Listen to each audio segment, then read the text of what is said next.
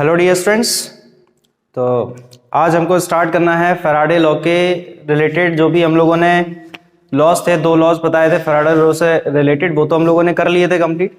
तो आज हम स्टार्ट करने वाले हैं कि जो इंडक्शन है वो कितने टाइप के होते हैं। ठीक है, तो इंडक्शन जो है बेसिकली वो दो टाइप के होते हैं, एक होता है सेल्फ इंडक्शन और एक होता है म्यूचुअल इंडक्शन।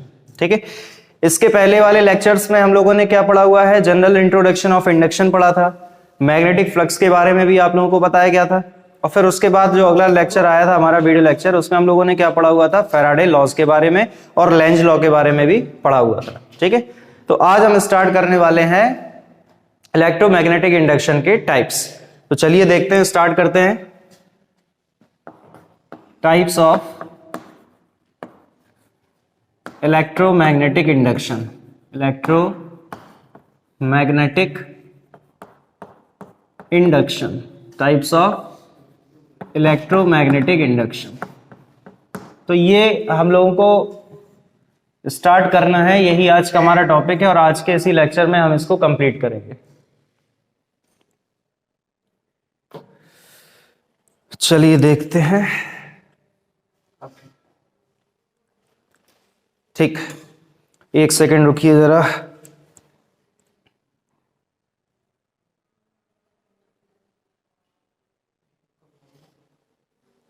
ठीक, अब स्टार्ट करेंगे।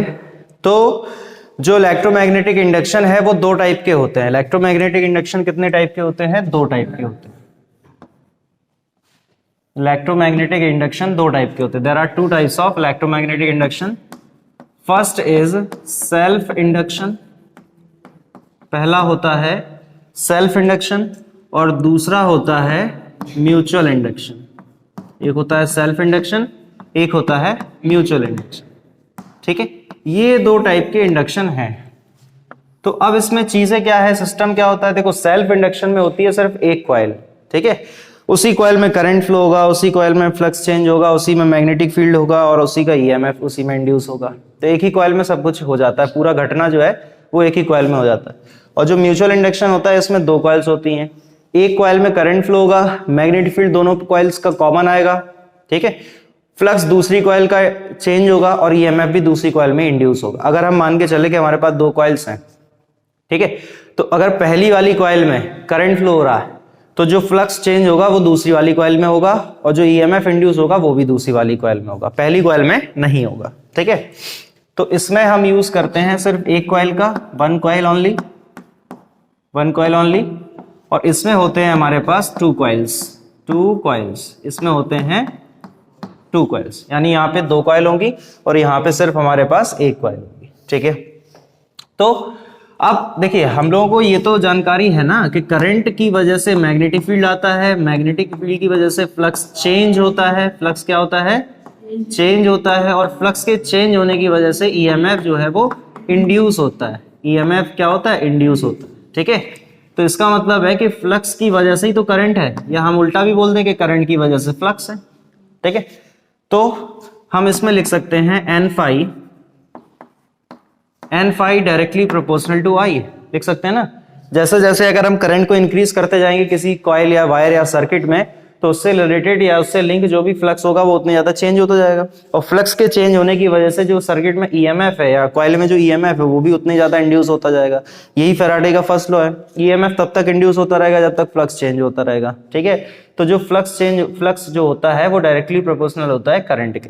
ठीक है, यहाँ पे ये जो n फाई लिखा हुआ है इसका नाम क्या होता है, फ्लक्स लिंकेजेस। इसको हम क्या बोलते हैं, फ्लक्स लिंकेजेस। ये इलेक्ट्रोमैग्नेटिक इंडक्शन का जो पहला लेक्चर था उसमें बताया गया था कि n phi is proportional to I होता है।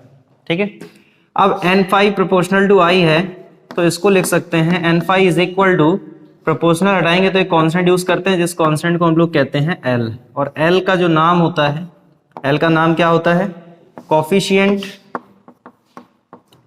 L का नाम होता है coefficient of self induction, coefficient of self induction, और इसी को हम लोग क्या कह देते हैं, सेल्फ इंडक्टेंस। इसी को कह देते हैं सेल्फ इंडक्टेंस, ये हो जाता है। ठीक है, तो इसमें जो L है उसको क्या कह सकते हैं, कोफिशिएंट ऑफ सेल्फ इंडक्शन, या फिर उसी को हम लोग कह देते हैं सेल्फ इंडक्टेंस। ये L जो है वो क्या है, एक तरह का कांस्टेंट है, प्रोपोर्शनलिटी कांस्टेंट होता है, यानी n phi is equal to Li हम लिख सकते हैं। कोई डाउट? क्लियर हो गया? चलो, इतनी बात समझ में आ गई ना अच्छे से। अब जबकि हमको पता चल चुका है कि n phi is equal to Li होता है, तो हम यहां से लिख सकते हैं L is equal to n phi upon I। नहीं लिख सकते हैं? ये भी लिख सकते हैं। अब हम इसका अगर यूनिट फाइंड करेंगे तो यूनिट जो आएगा इसका, देखो वैसे तो जनरल यूनिट जो आएगा वो तो आपको पता है, फ्लक्स का यूनिट वेबर होता है, करंट का एम्पियर होता है, वो तो सब आप निकाल सकते हैं, लेकिन जो मेन यूनिट है वो इसका होता है हेनरी, जिसको हम लोग H से लिखते हैं, कैपिटल H। हेनरी जो है इसका मेन यूनिट होता है, ठीक है। यानी कोफिशिएंट ऑफ सेल्फ इंडक्शन हो या कोफिशिएंट ऑफ म्यूचुअल इंडक्शन, दोनों का जो कोफिशिएंट होगा उनका यूनिट क्या रहेगा, हेनरी रहेगा, ठीक है। अभी हम लोग सेल्फ इंडक्शन देख रहे हैं, फिर अब बाद में उसके हम क्या देखेंगे, म्यूचुअल इंडक्शन देखेंगे, तो उसमें भी बताया जाएगा कि जो कोफिशिएंट ऑफ म्यूचुअल इंडक्शन होगा वो उसका यूनिट भी हेनरी होता है। समझ गए ना? चलो, अब हम बात करते हैं फैराडे लॉ से, क्योंकि देखो हमको इतना तो पता है कि जो फ्लक्स लिंकेजेस है वो डायरेक्टली प्रोपोर्शनल टू करंट है। अब फ्लक्स के चेंज होने की वजह से ईएमएफ इंड्यूस होता है, तो ईएमएफ कितना इंड्यूस हो रहा है यहाँ पे, ये भी तो देखना है, तो हमें फैराडे लॉ की हेल्प लेनी पड़ेगी। तो बाई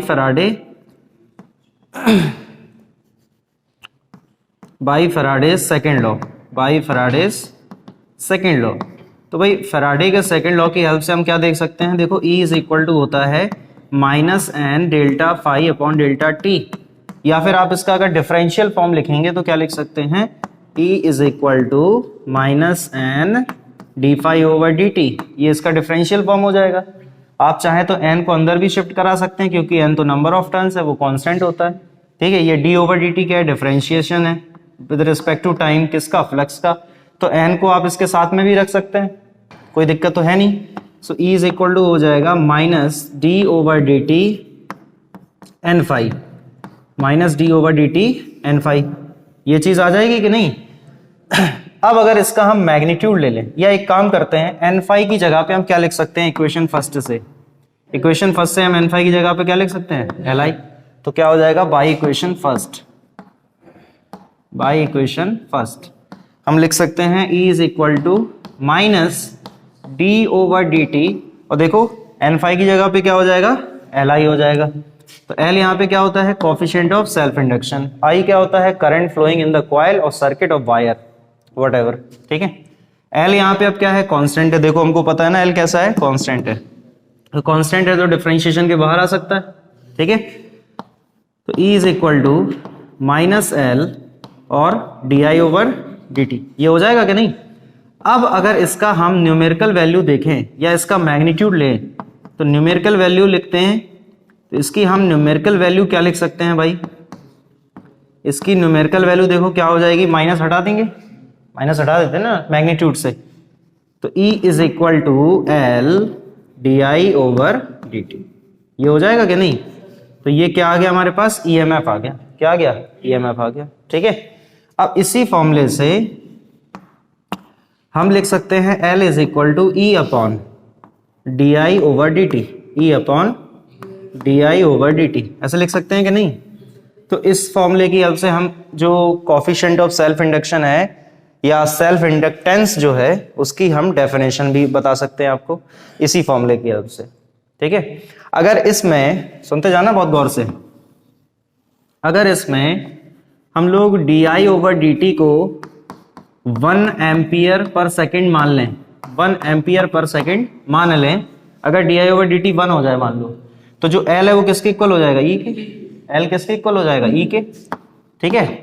L जो है वो हमारा किसके इक्वल हो जाएगा, E के। तो हम देखो L की क्या डेफिनेशन लिख सकते हैं, ये L है, H नहीं है, ठीक है, ये L है,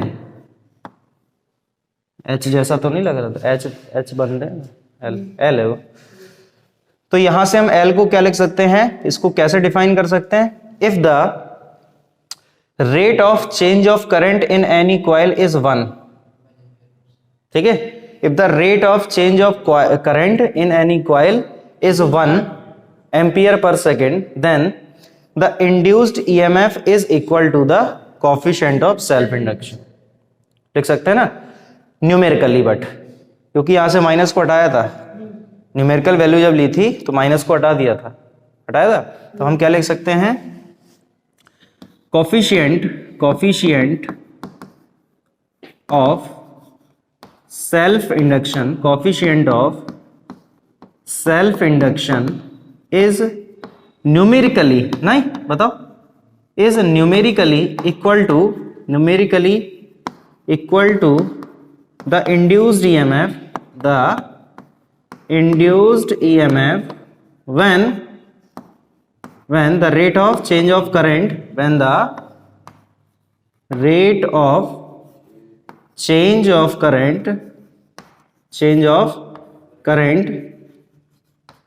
in the coil is unity means 1, ऐसे लिख सकते हैं ना इसको। जो L है वो E के इक्वल है ना, coefficient of self induction is numerically equal to the induced EMF, induced EMF के इक्वल है। कब है, जब rate of change of current 1 है, 1 मतलब यूनिट है, तो क्या लिखा, when the rate of change of current in the coil is unity या यूनिट, कुछ भी लिख दो, समझ गए। तो ये होता है हमारा पूरा सेल्फ इंडक्शन। समझ आ गई बात, कोई दिक्कत है, क्लियर चल रहा ना, समझ गए, ठीक है। तो ये चीज पूरी क्लियर हो गई होगी। अब हम इसमें बात करते हैं म्यूचुअल इंडक्शन की।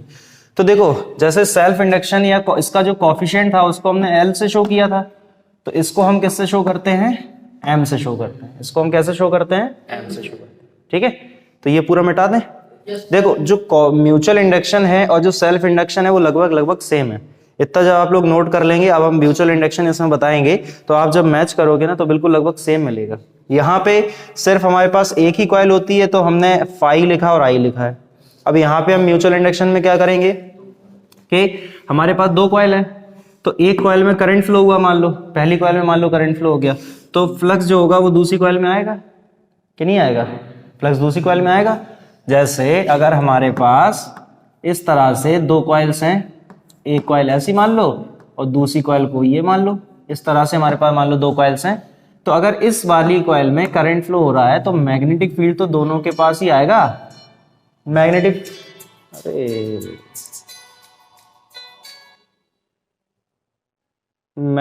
फील्ड तो दोनों के पास ही आएगा,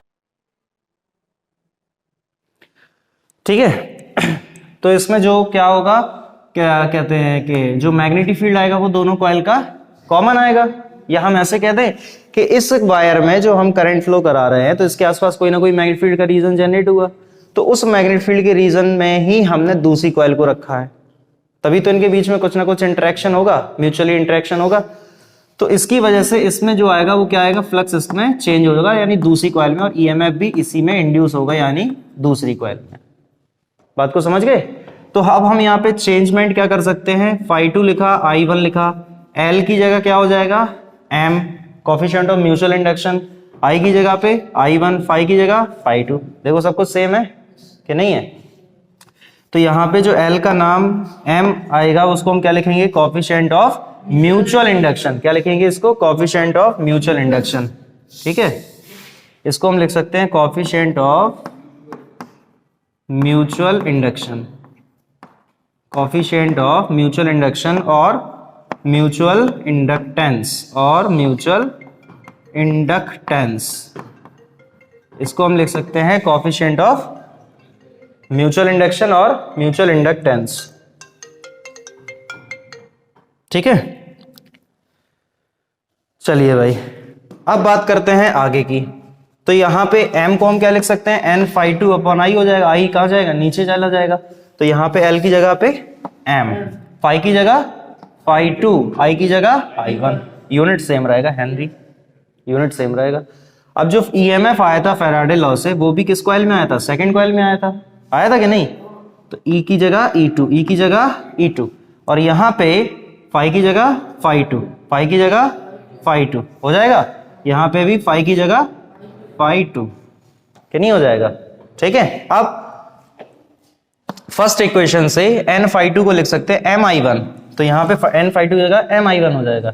जैसे यहाँ पे क्या लिखा हुआ था Li, इसको हम क्या लिखेंगे Mi1 हो जाएगा, L की जगह M, I की जगह 1, E की जगह E2 आ जाएगा कि नहीं? तो यहाँ पे E की जगह E2, L की जगह M, I1 हो जाएगा। देखो सब कुछ सेम है, बिल्कुल सेम टू सेम चल रहा प्रोसेस। L की जगह M, E की जगह E2 और I1 बिल्कुल सेम है, देखो है। यहाँ पे I1, यहाँ पे M और E2 हो जाएगा। तो अब हम डिफाइन क्या करेंगे? Coefficient of mutual induction, coefficient of mutual induction, coefficient of mutual induction is numerically equal to the induced EMF, induced EMF है, इंड्यूस्ड ईएमएफ व्हेन द, अब यहां पे हम एक चीज और जोड़ सकते हैं, coefficient of mutual induction is numerically equal to the induced EMF in one coil, first coil नहीं, इन वन कॉइल, क्योंकि जरूरी नहीं है कि पहली वाली कॉइल में ही ईएमएफ इंड्यूस हो सकता है दूसरी वाली कॉइल में ईएमएफ इंड्यूस हो, मतलब जिस कॉइल में करंट फ्लो होगी उसमें ईएमएफ इंड्यूस नहीं है, दूसरी में हो रहा है, तो किसी एक कॉइल में ईएमएफ इंड्यूस होगा तो पहली दूसरी उससे अदर जो कॉइल होगी उसमें करंट फ्लो होगा। तो यहाँ पे हम एक चीज को और ऐड कर सकते हैं, क्या ऐड कर सकते हैं वो दिखाते हैं। देखो यहाँ पे स्पेस है तो यहीं लिख देते हैं, equal to the induced EMF in one coil, in one coil, ठीक है। When the rate of change of current in the other coil, in the other coil, in the other coil is unity, बताइए कोई दिक्कत? तो ये होता है coefficient of self induction, और इसको क्या जैसे म्यूचुअल इंडक्शन हो गया और सेल्फ इंडक्शन हो गया, यानी ये जो होगा हमारे इंडक्शन के टाइप्स। कोई दिक्कत? ठीक है, तो चलिए फिर आज के वीडियो में इतना ही रखते हैं, मिलते हैं अपने नेक्स्ट वीडियो में नेक्स्ट टॉपिक के साथ। Thank you very much.